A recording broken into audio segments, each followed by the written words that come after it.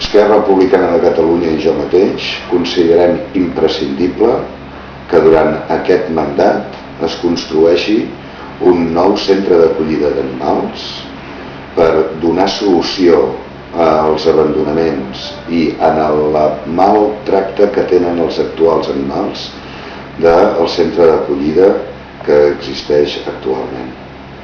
Creiem que és imprescindible també que es conservi l'actual centre d'acollida remodelat i amb accés lliure dels voluntaris per tal de que puguin continuar tenint la molt important funció que realitzen passejant els animals perquè no estiguin tot el dia en camions.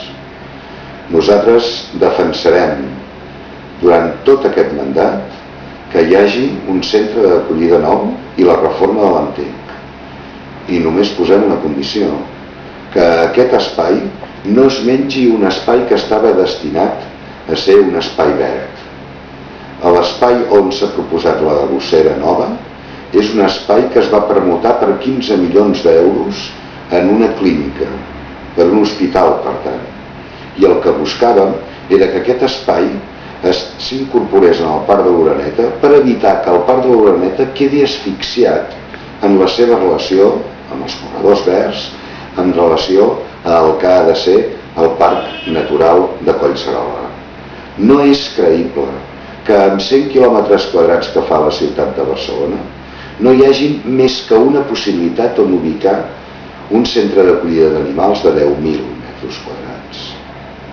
Això no s'ho pot creure ningú, i només una posició autoritària, una posició inflexible, una posició de no voler arribar a un acord porta a dir o aquí o enlloc, o caixa o faixa.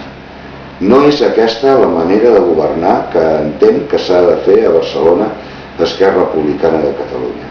Ni a Barcelona ni enlloc. Nosaltres el que creiem és que s'han d'atacar els objectius per trobar-li una solució i no crear-ne un problema. Nosaltres el que creiem és que s'ha de seure amb una taula totes les forces polítiques, govern i oposició, però també les entitats proteccionistes d'animals, per poder decidir de mutu acord i consensuadament a on va aquest centre d'acollida i que aquest centre d'acollida aporti moltes avantatges noves de la manera com es tracten els animals.